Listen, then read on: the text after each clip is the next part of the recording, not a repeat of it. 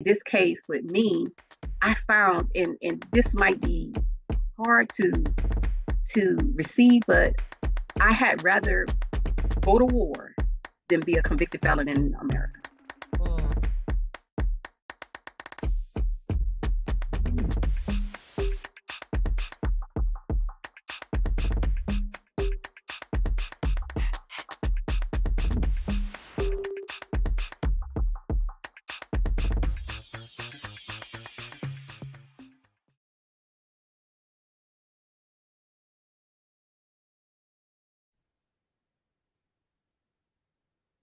Marsha, again, thank you so much for joining the She Served Sheroes podcast for our very first season. We're so honored to have you. Thank you.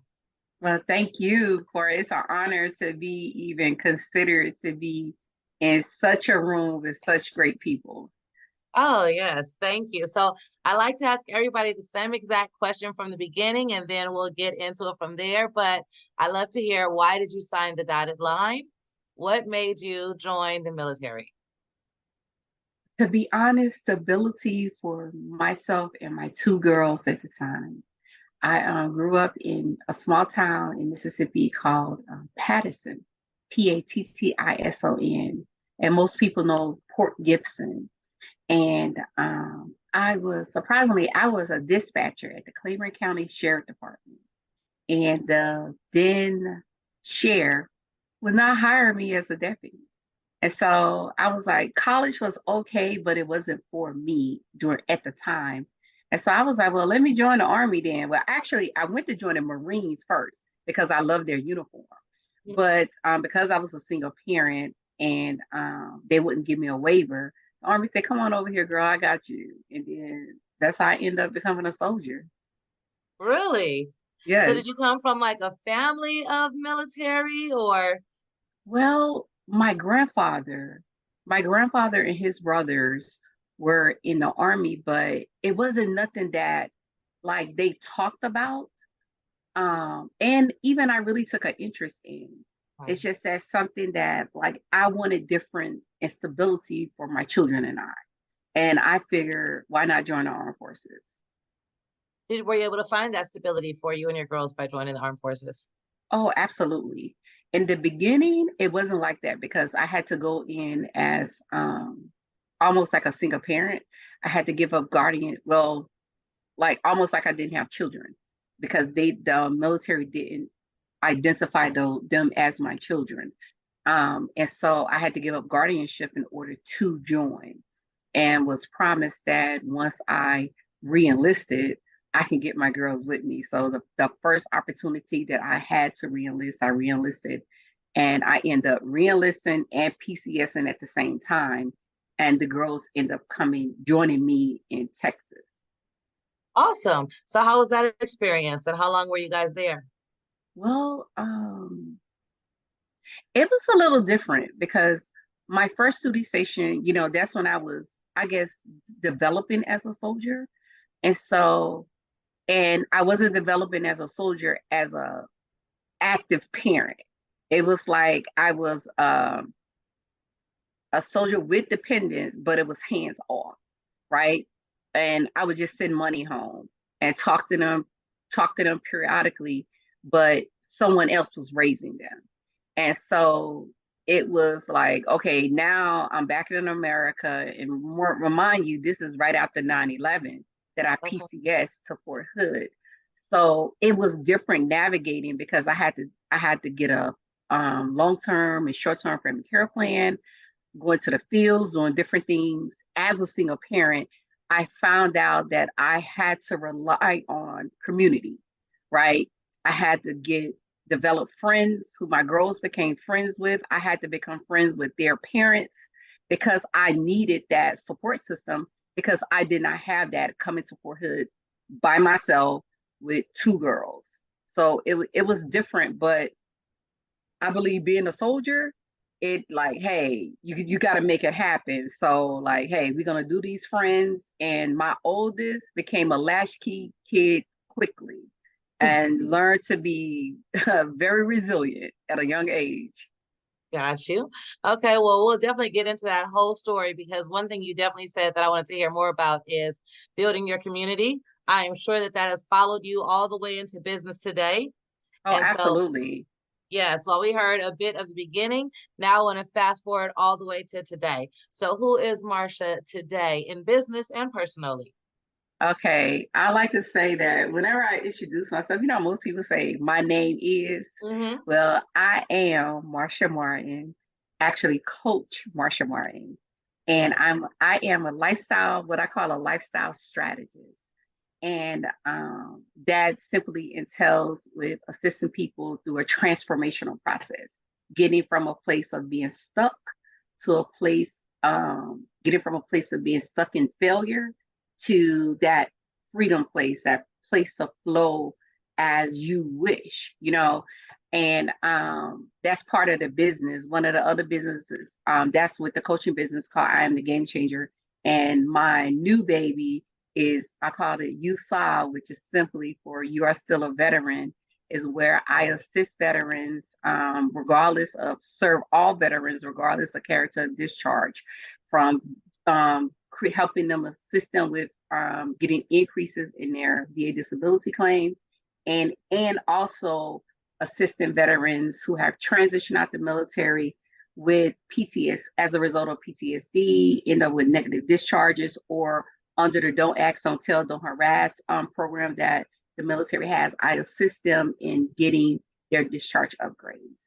And me personally, without all of the business and stuff, I'm just Marsha, um, a little country girl from a small town in Mississippi, trying to make her mark in this world where I didn't see things possible, could be possible for me, but surrounding myself with great people and pushing me and catapulting me into a space that I never thought I can hold space in and actually make a difference. That's Just a awesome. little bit. Yeah. Yeah. So, how did you get on that path? What made you go into business for yourself? If Well, you could tell me from discharge, from end of service, and then to becoming a business owner, what that path looked like. okay then. Most people should know this, but some don't. I transitioned out the military by way of the brig, and that means military correctional facility. Civilians who don't know, prison. I ended up being court-martialed November 24th, 2009, for defrauding the government. I was a budget analyst for the United States Military Observer Group in Washington. Simply put, we were a joint um, element that supported peacekeeping missions. And I took advantage of my position. I utilized the government's checkbook as my own personal checkbook. After I would say nine successful years of serving my country, I just, as I like to say, had a lapse in judgment. And it ended my career. I ended up in jail. I had a 34-month sentence, forfeiture of all pay and allowances, reducing pay grade from E6 to E1, and discharged with a bad conduct discharge. And so coming home from being incarcerated, I think I stayed incarcerated for 17 months. So being incarcerated, I really didn't know what it meant to be a convicted felon in these United States of America, right? I've had family members be incarcerated, but it's kind of like out of sight, out of mind. If you don't really talk about it, you don't really understand how it impacts them until it happens to you. So in this case with me, I found, and this might be hard to receive, but I had rather go to war than be a convicted felon in America. Mm. I'm prepared to go to war, but Hmm. I'm not prepared to be a convicted felon. In my mind, I've done my time, I've served my time. Right. I thought that I should be able to come back out, get my life back together, Right. and keep it moving. But when I tell you so many obstacles, and I believe by faith that God gave me those strategies, like for I am the game changer, called the 8 lifestyle strategies, and utilize those strategies to assist me in my transition. Because if not, I'll probably be dead. You wouldn't know who I was, and the world wouldn't know who I was. Because suicide was my answer. You know, it was a part of the beginning of the journey when the my leadership found out I had defrauded the government. That was my answer because I had never failed at anything concerning the military. I was like, I would call myself the poster child, I's dotted, T's crossed, mini goarmy.com. And just that part right there, transitioning. And that's how I end up, like, I got jobs. In the beginning, it was kind of hard because I was working at hotels and stuff like that. And then I just got tired. I said, God, you got to do something for me, like something. And then my first job was given to me by Sam Brown with Virginia Department of Veteran Services. I applied for the job. He called me and he asked me, what happened? I was like, what do you mean, sir? He was like, it's a gap. The stellar soldier, then what happened? So I was honest with him and I told him, and his thought process behind hiring me, because I started off as an admin assistant, is who better to give you a second chance than an organization that serves all veterans? I was like, wow, and was grateful for that. But unfortunately, after I ended up working there, I I started off as an admin assistant, and then I applied for the job as a veterans claims agent, where I got the accreditation to um, process claims for veterans, and that's how I learned the art, right? But probably after 3 years of working at the organization, unfortunately, we had a affiliation contract with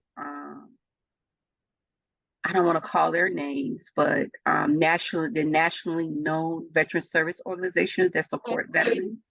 Because of their bylaws, I could not represent their veterans because of the contract that we had. So I had to resign from my job. I tell you, it was the worst experience ever, because here I am thinking that I have beat the statistic, you know, and now I'm on this path to a rewarding career, and I'm good. I don't make a lot of money, but I make enough money to sustain my girls and I. Mhm. And but it was just it's like one day I'm here and the next day I'm down here. Mhm. And it was the worst feeling ever, because for the first time, I second time, I was like, what do I do? So if that answered that question. Well, no, I mean, that was great. I definitely want to hear all of that and more. So, from there, when you lost that position, what made you go into business for yourself? How did that come about? Well, I wasn't officially in business for myself then. Right. I didn't Uh-huh. officially, I dibble dabble and I helped other people. Like, I didn't charge them anything, I just helped them. And With I claims and connected, upgrades? yeah. Okay. So what I did is I connected with this organization called Arm in Arm, ran by Kevin Manners. Like, I had people around me who could empower me, but I didn't have anyone around me who understood what I was going through. And so, and with Arm in Arm, it was not just veterans, but regular everyday civilians who had been incarcerated that I can communicate with, who can relate to me, right? And I believe that that was the organization that assisted me in keeping my head above water. And the OAR, Offender Aid Restoration in Northern Virginia, that program there allowed me to see the potential in me, right? And once I connected with them, I began to get confidence back in different things of that nature.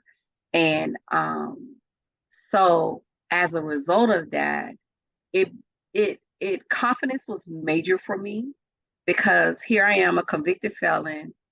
I'm a veteran, but I can't really tell people that I'm a veteran because they didn't understand the tiers of the character of discharges. If you didn't, to the everyday civilian, if it's not honorable, it's dishonorable. Forget was the other three in between, right? And so it served no purpose for me to try. So I believe during that time frame, I didn't know what depression was, but now that I know for a fact I was suffering from depression. Suffering from rejection, and all of it is a result of my actions. You know, and so like how you just living every day, but not really having substance to it. I believe that's what I was going through during that time frame. Mm. So were there any particular resources that helped you start your business? No, it was not. And Okay. I didn't seek those resources. Things didn't happen for me until I came here to Texas right after COVID, Okay. right after COVID. And I believe that it's because of like Women from Camouflage Sisters, Where's Your Night Bookstore, also Natural Catering. Um, yeah, Could you like tell us a bit about those organizations? okay, Camouflage Sisters is where I became an author with Lila Holly. She's a visionary behind this great organization. And in her organization, what she does is she created a platform for women veterans to be able to tell their stories from our voices in our way. And so when I reached out to her on Facebook, I was in a very low place because I had just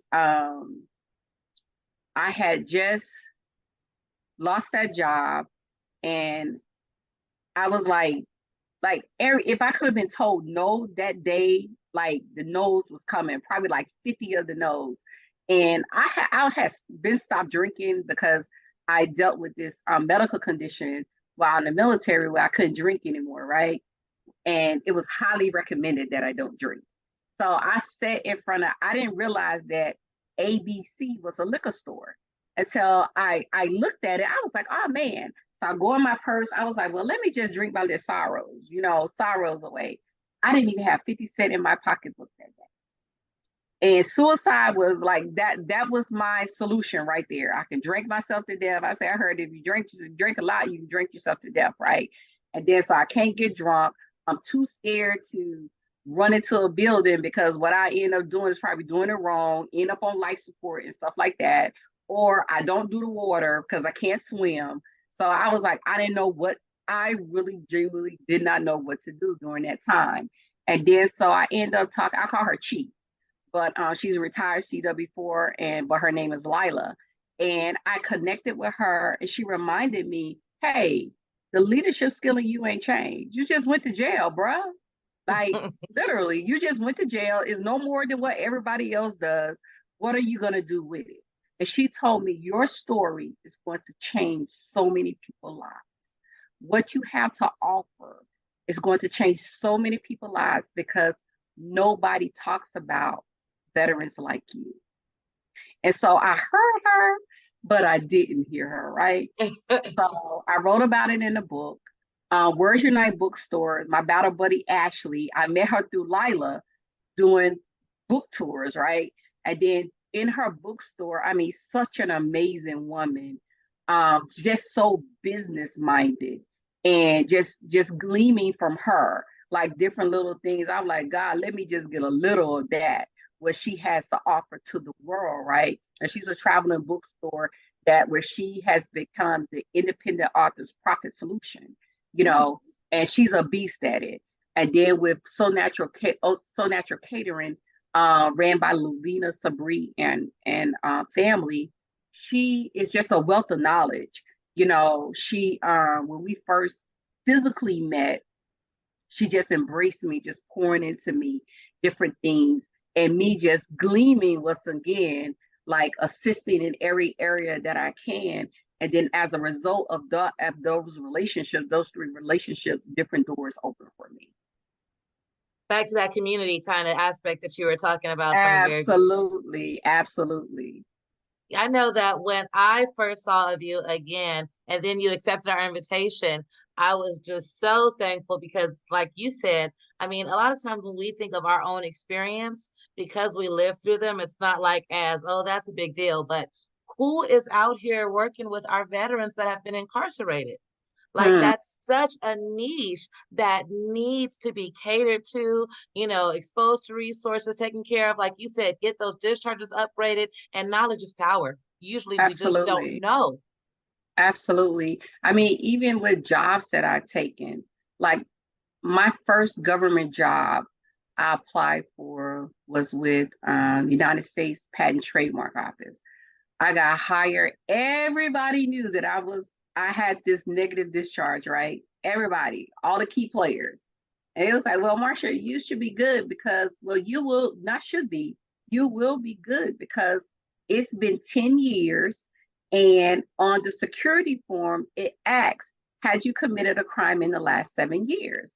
So, I go through, I think it's a SF 86, if I'm not mistaken, or 87, fill out the security form, got the job doing great things. I was hired as a trademark specialist, GS9. And if I always ask God, let me make at least $50,000 a year.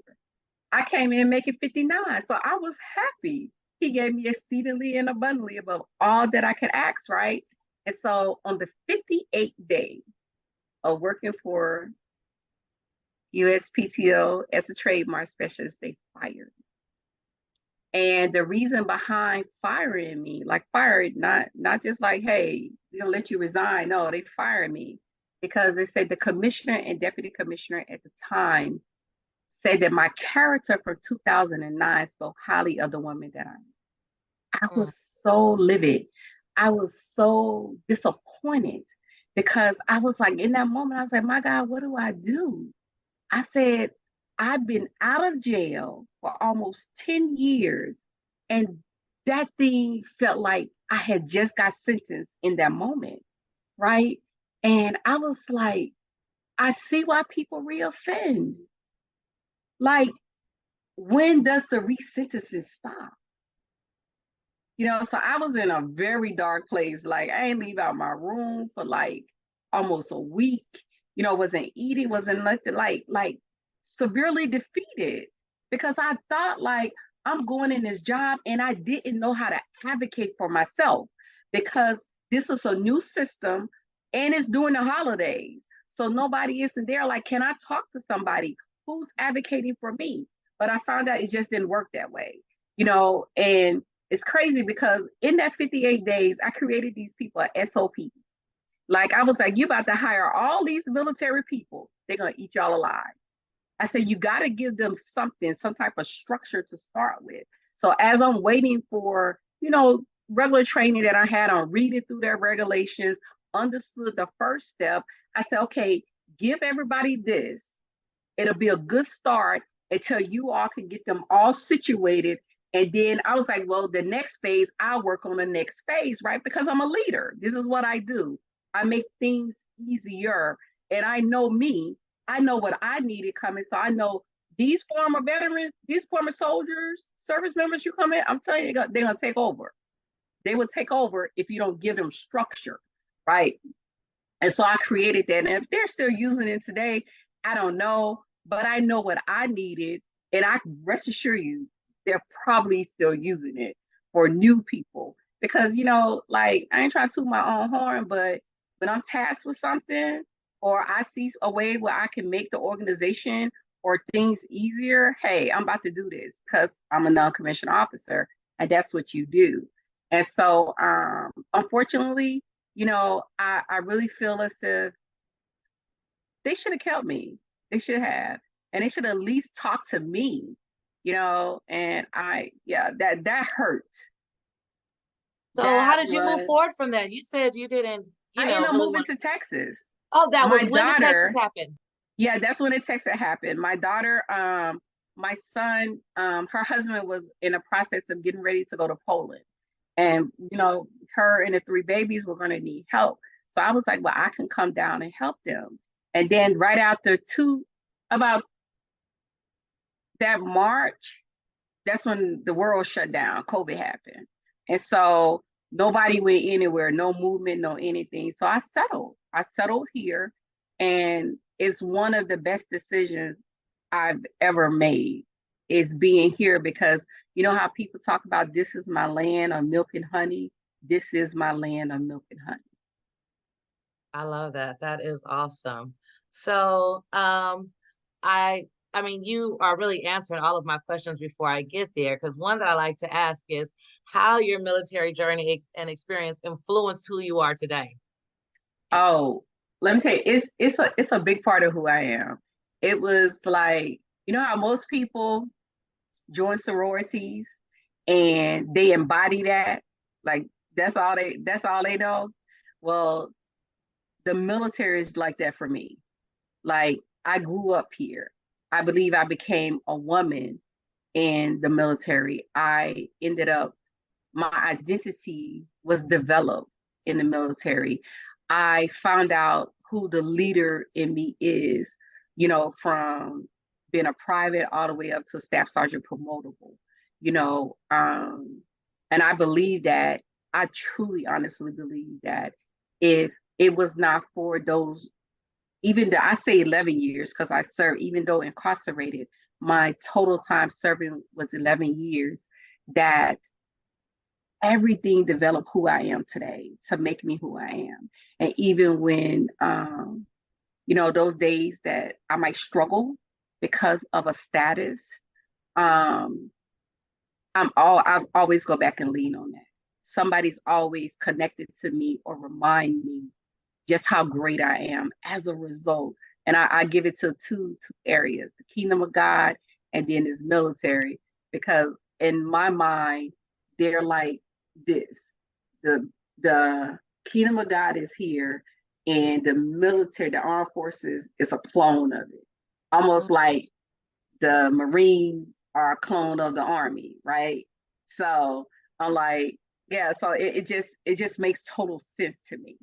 And hey, that's just who I am, right? You're amazing. I love the work that you are doing. Thank So, also, I like to know, we all have our different tips, tools, resources, whatever, whether it's software that you just can't live without in your business or a mantra every day. What is it for you in business that is like something you cannot live without, that like if people don't know about, you feel like people should know about? Well, I would have to say that I haven't really gotten to a software yet, but one thing that I know that I need is that Zoom. Do you hear me? Zoom is, I can be anywhere at any time with Zoom, from my phone, in the car, at another meeting. I'm like, hold on, Yes. I'll be right back out. Like I think that that is like the best thing that ever happened for me in my business, because a lot of my clients are, who knows, might be in Michigan, might be in DC, Jersey, Florida, and guess what? You're right here in my living room. We are Yes. communicating. And then one of the things that my mantra is, failure is not an option. Failure is not an option. Failures occur, but it's not the final option. Failure is not your final option. And You why know, is that? because like you can sit in failure and do nothing. Like it doesn't take effort to fail. Hmm. It doesn't. It's no effort. It's no effort. And then if you didn't fail at something, that means that you put effort into something to get there to that point. Like me, I put effort. I strategize how to defraud the government. Do you hear me? I strategize that thing, right? And then when I get caught, I don't want to do nothing with myself. That makes no Hmm. sense. If I can strategize to defraud the government, I can strategize to be an honest living woman, to make an honest dollar. I can strategize and pivot to learn how to do things differently. Yes. And can you Because just speak be, to that? I'm sorry. huh? Go Just that ahead. pivot, how that decision, you know what I mean? You said you strategized. That was intentional what you did, but that Hmm. doesn't define also who you are. It does not. That just happened to be an unfortunate chapter in my life that caused negative consequences. Now, as long as I was focusing on the negative and not doing anything with myself, it was okay. But once my godmother, Dr. Ola Mae Murphy, I love this woman to life. She told me one day, she said, God told me the felony will work for you and not against you. You just need to open up your mouth. And I was afraid. Like, I was afraid to tell, even today, I had to like build my confidence up and talk to myself in my subconscious, like, you got this. Like, it doesn't matter. Like, she told me that, and then Apostle Mike Freeman, he one day, because I used to go to Spirit of Faith Christian Center when I was living in VA, and he made the statement that I've divorced myself from the opinion of others. I was Mm. like, okay. And so while I'm having this battle in my mind, how much should I share? How much should I share? And then it settles on divorce yourself from the opinions of others, because there's somebody out there that needs to hear what you have to say, to know that it's a new veteran service organization out there called You Are Still a Veteran that serves all veterans regardless of the character or discharge. Because you have those out here who, like VFW, know who they serve? Comeback veterans. DA, paralyzed disabled veterans, I think you know who they serve. Those veterans who fit in that category. Over here at USAW, we service all veterans, regardless of the character of discharge, because each and every one of us has value. Sometimes we just had a mistake, but it doesn't negate our service to our country. So who are the veterans that should be reaching out to you? Who should be reaching Well, out to you, Sal? all of them, should be reaching out, because like we take a unique approach, right? My approach with serving veterans is in assisting them with getting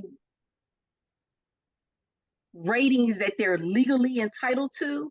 Is I take a squad leader preparing her squad member for promotion board, and a promotion board is that CMP exam. But as you get ready for the CMP exam, you got your mock boards, you got your Soldier of the Month board, you have your Soldier of the Year board. And I got a couple of phases that we go through to get to that CMP exam. And I give you a strategy no different than studying for that board, right? And I walked them through that part right there.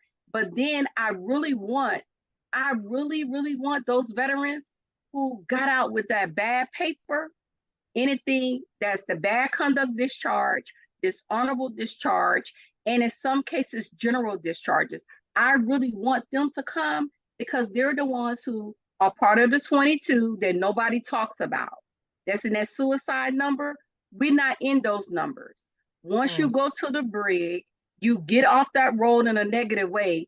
It's no statistics to say what we're doing, where we're going, or even how many of us it is. The last Wow. time an update was done was in 2015, and we're in 2023 now. And so, and I know for a fact that a lot of them are under the bridge, or they just don't tell anyone because of the humiliation and the shame that comes with how you got out. That's powerful. Yeah. It sounds like I went on a rant there, but No, not at all. Again, okay. it's who I'm asking who should reach out to you. You made Yeah. that very clear who all should be reaching out to you and why. I want to hear more of what you have to say. I don't want to speed you up because I generally ask, when I'm saying who should reach out to you, I like to think of reach forward, reach back, which I can already tell that that is your mentality. And so I usually like to ask one, who should be reached out to you? How can they reach out to you? How do they get in touch with you? Which you just touched on. So please rant more.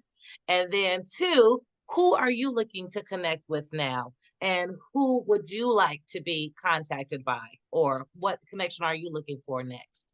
Okay, then. Well, how people can get in contact with me, you can go to my website at www.youarestillaveteran.com. That's www.youarestillaveteran.com. You can call at 571-351-3964. And then I'm on Facebook at I am Marsha Martin.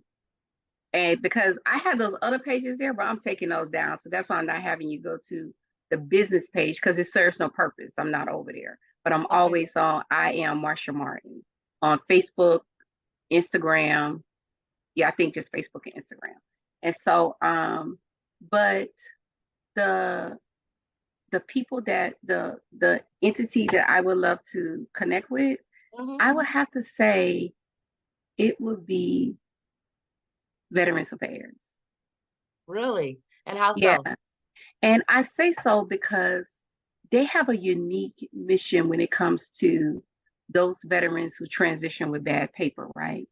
And so they make the decision if the veteran gets benefits or not. But a lot of veterans don't know that. Mm. And I would like to bring awareness to that and sit down and have a conversation like, this is what I do, and I'm willing to be that middle person or that that vendor of yours that not only serve veterans, but we serve all veterans, regardless of character or discharge.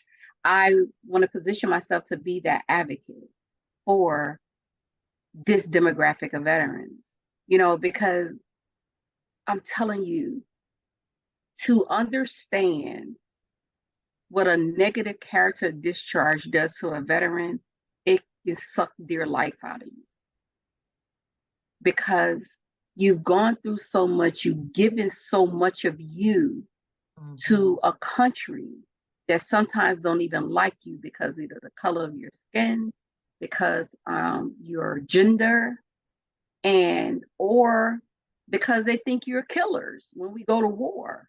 But it's war, right? So guess what happens? People die. And to know that you pour so much into it and you get nothing in return but a cold shoulder. And um, it hurts. It hurts. And I didn't weather the hurt. Now I'm 10 toes down, 10 toes down, that advocate. Like, okay, then no matter how many no's I get, how many blows I get, I stand back up, and I got people behind me pushing me back up. I got Yeah. people behind me holding my hands like, hey, don't let that get to you. And when it get to me, I have someone I can talk to. I have a group. A new, as one of my good friends Celeste says, we got a new platoon, right? Had to find a new platoon, and I'm a part of a platoon that with Camouflage Sisters that does exactly that for me, you know. And I would say the VA, and then to be able to get in front of people and to talk like these elected officials, the people that make the laws, because Yes. I need some laws to change. I'm out about getting look. I'm out about getting look. Let's get the federal laws to change. Hey, you know what? Because every veteran should be given a clear opportunity. Like even like with convicted felons, I did research. How did it come about that a felony status stays with you for the rest of your life? Right. Like your social security number. I can have $2 million in debt, accumulate $2 million in debt between the beginning of the month up until today. Tomorrow, I can go hire an attorney, file bankruptcy, it's wiped off my credit, and 7 years later, 7 years is gone. But this felony got to stay with me forever?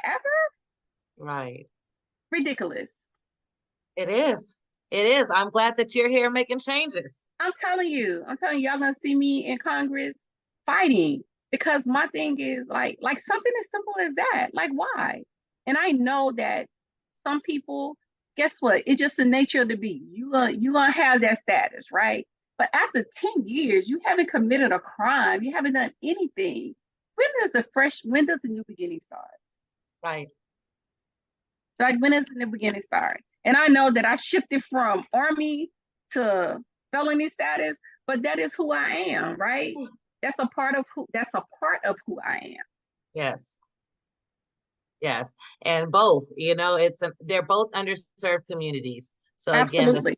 right. And again, when you're talking about the double military, bad conduct, these different discharges on top of being incarcerated, even if you weren't incarcerated in the military and you're a veteran and you get out and you end up in some trouble, like speaking to that demographic period, it's such an underserved community. Like I feel like overall, our Black and brown female veterans is an underserved community at large. But again, like I said, when I saw the community that you serve, I'm like, wow, like that is the work, because it's that we can't just put each other by the wayside based on a wrong decision. Yeah, but unfortunately, in the fabric of our country, that is what it is. That's true. That's fact, right? That's a fact. And but I'm trying to change the truth, change the narrative. If it's just one person at a time, like on this podcast today, I don't know who will hear it. I don't know who will be intrigued to like, hey, let me reach out to that chick right there and let's have further conversation about this topic. Let's bring her to our function. Let's have her speak to this topic. Let's see how we can assist her in her efforts. That's ultimately when I talk, once I talk about some things, when I talk about these things and just praying that it will penetrate somebody's heart, because that's what it is. Empathy is needed. Definitely. Definitely. And you never know who will hear anything. You may get a very large national speaking engagement after someone hearing you on here. I know. I don't believe in accidental occurrences. And again, just this being our first season, it's been very interesting to talk to the different women veterans, but we have amazing, incredible stories, and Yes. everyone is so different. And so it's just amazing to be able to sit and talk with someone like yourself, because we are in the military, we're taught to be leaders. We have so many different values, and then to take that over into the civilian world along those skills, along with our personal stories, you're definitely impacting change. Like I said, just you are still a veteran. Saying that alone, it is so powerful.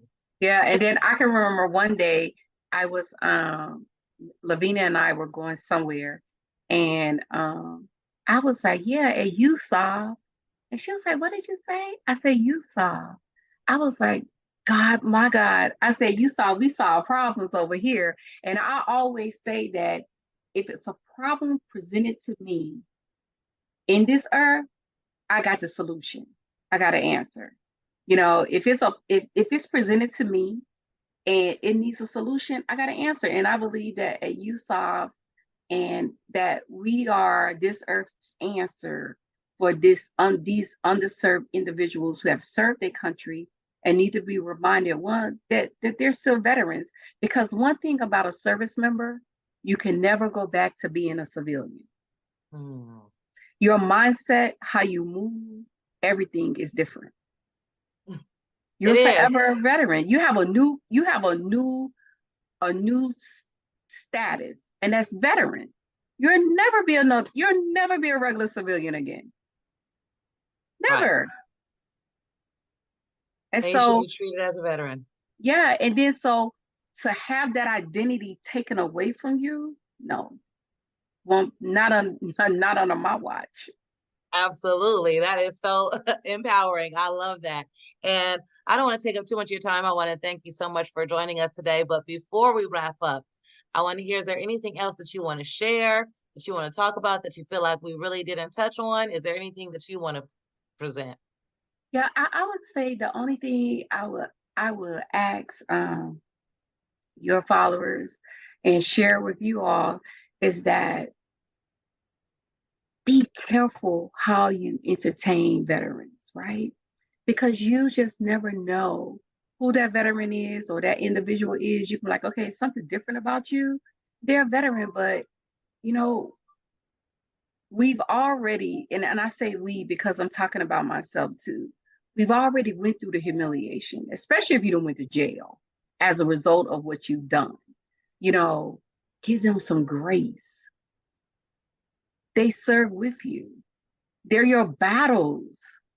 Give them some grace, love on them, remind them who they are.